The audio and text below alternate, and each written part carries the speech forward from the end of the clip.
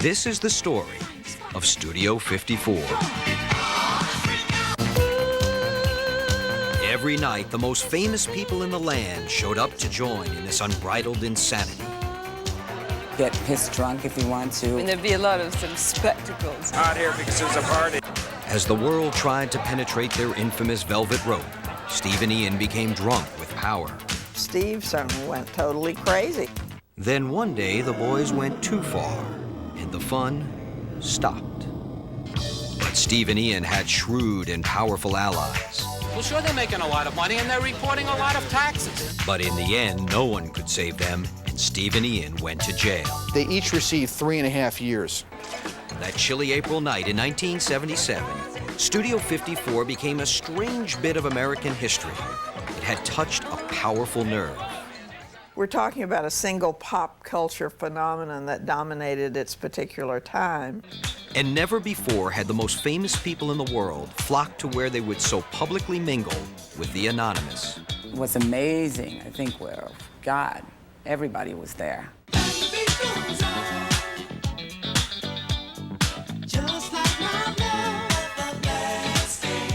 It's a highly amusing place. I come here about once a week.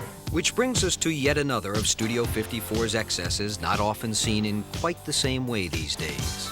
The celebrities. Out here because there's a party at Studio 54. I mean, everywhere you turned, there was celebrities. How could I not get a thrill out of meeting Barbra Streisand or any of those people? Liza Minnelli was hanging out with, like, Baryshnikov and giggling. Michael Jackson, when he was less agoraphobic. And Halston was there, you know, screaming. You know, Cher. Or even Betty Ford would come in. The biggest celebrities in the world. At one point in time, Steve Rubell was interviewed by, I think it was New York Magazine, and he made a statement that we make so much money, only the mafia makes more, but I better not talk because the IRS might hear it. I said, this is bad. This is a very bad, for someone to make a remark like that in a public publication is insane. So when Steve finally made that reckless comment to New York Magazine, it was heard loud and clear by all the wrong people. When our big boss, the boss of all New York, saw that, he underlined it and sent it down to the Criminal Investigation Division and said, you know, what are you guys doing about that? So actually, that article was a red flag. At 9:30 on the morning of December 14th, 1978, the unconquerable Studio 54 was raided. Shortly thereafter, Ian Schrager showed up as he always did. He was carrying his mail and some papers. He said, I'm one of the owners of the club. He said, can I go upstairs? As he was going upstairs, one of the agents said he forgot his mail, and he picked it up. He found an envelope that contained cocaine. We called down the U.S. Attorney's Office, got permission from Mr. Sutler, we got a warrant, and we arrested him with a double set of books. There was a set of books for IRS, and there's a set of books for the three partners. Rubell and Schrager and Duché would sit around and they would calculate their expenses for the evening, write them down on the envelope, and then they would actually write on the envelope SKIM or SK, and they would each put down a third of what they were taking. Well, you know what all the warrants say. The warrants say we've received a tip or an information and belief the place is making a lot of money. Well, sure, they're making a lot of money, and they're reporting a lot of taxes, period. Probably grossing, as I recall, in the neighborhood of about $5 million in sales. For 1977, Studio 54 had paid only $8,000 in taxes. As the investigation continued, $100,000 in cash was found in the trunk of Steve's car, and $900,000 in cash was found in a safety deposit box at Citibank. Steve and Ian had been caught, undeniably. Steve and Ian, desperate to get off the hook, tried to rat on someone more powerful than themselves, a member of the Carter administration. Prosecutor, Peter Sudler. Eyewitness testimony that the then White House Chief of Staff, Hamilton Jordan, had been to Studio 54 and had been seen using cocaine. Entrepreneur, Mark Fleischman.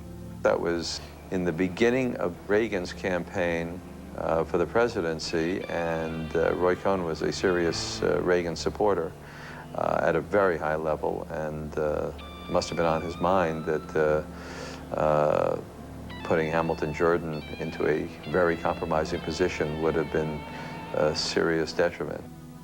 A special prosecutor was assigned to investigate the allegations. He found no evidence of wrongdoing. No charges were brought against Jordan. But on February 28, 1980, 1 month after Steve and Ian went away, Studio 54's liquor license expired.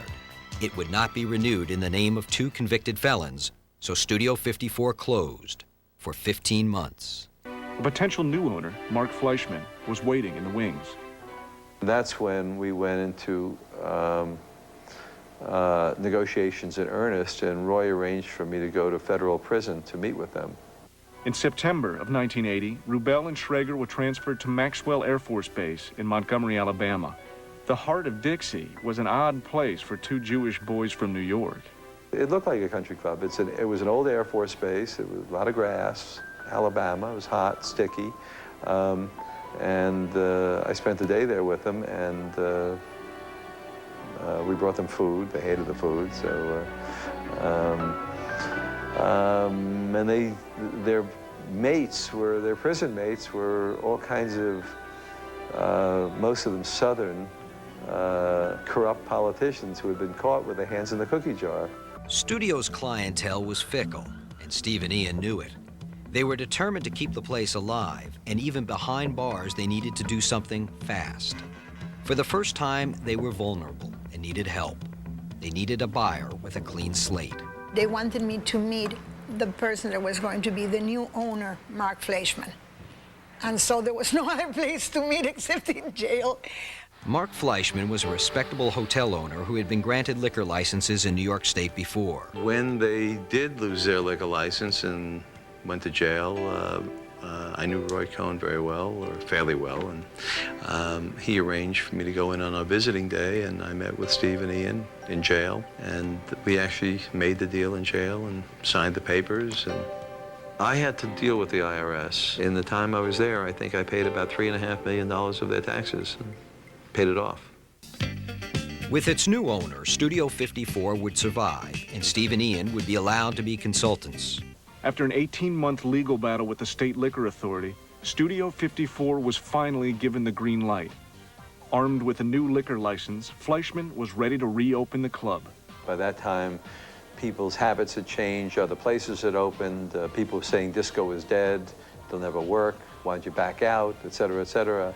And I didn't, I just took a shot at it. Casting the new Studio 54 allowed for a certain changing of the guard. With a new cast in place, Mark Fleischman was ready to reintroduce the club back into New York City nightlife.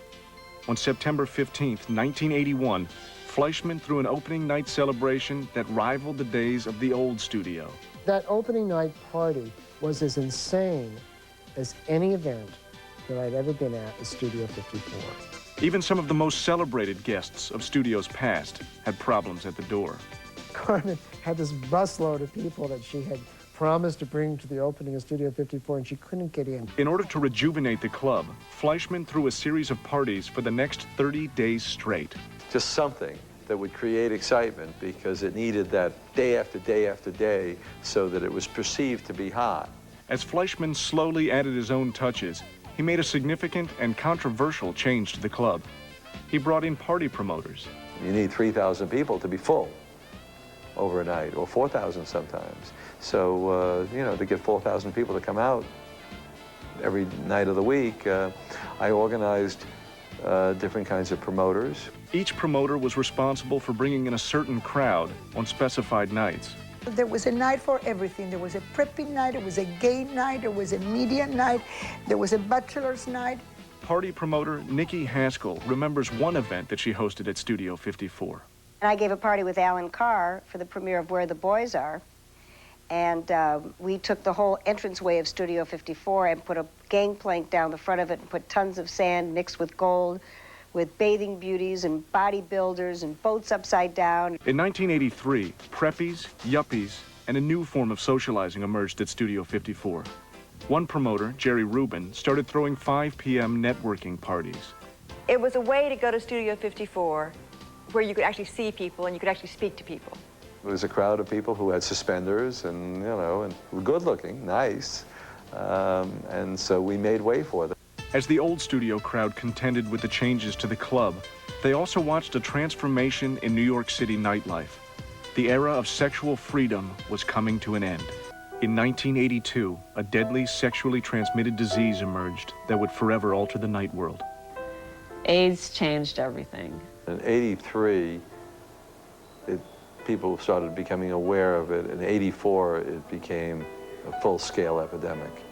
In 1985, Studio 54's second owner, Mark Fleischman, decided he had had enough.